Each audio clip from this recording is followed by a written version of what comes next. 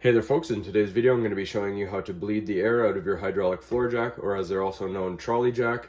Now you're going to need to perform this service when you first buy your brand new jack, because when they're delivered to the store you don't know if it's stored sideways. It may have air in the hydraulic ram, and the other time you may need to do this is if you ever have any leaks within the hydraulic ram here and you need to refill it and you need to purge any air out of it. So we're going to show you quickly how to do that. If you look at the back, just under the handle, there's usually a release valve here. So you just take your handle out and use it to twist it. We're going to twist it one full turn. Then we're going to pump up the jack 8 times. Then we're going to close the valve nice and snug. Then you're going to pump it to full extension.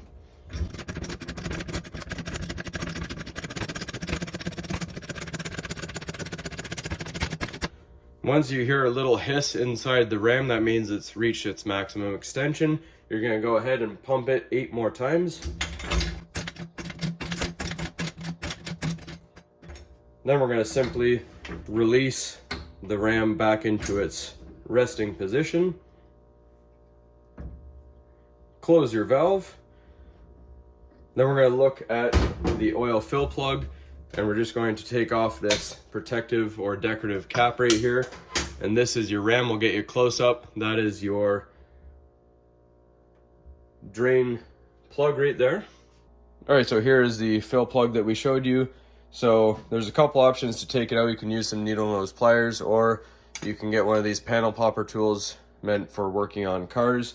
I prefer this method here because it's less likely to rip the plug. And we're just going to pop it out.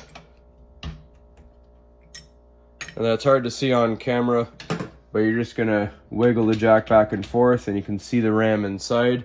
If you can see the oil is not covering it, we're just going to add a little bit of oil there.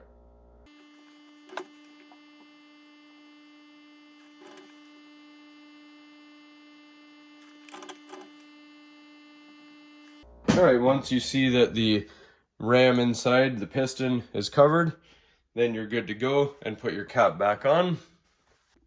Alright, so right there you can see that kind of silver color is the ram inside the piston. So you can see the oil is just above that. So that's nice and good and filled. So we're just going to go ahead and get the cap back on. Alright, so to get the cap back on, I like to put it in at an angle here, and then use the panel popper or needle nose that you used to take it out. You're going to wedge it inside there, kind of work around the edges there.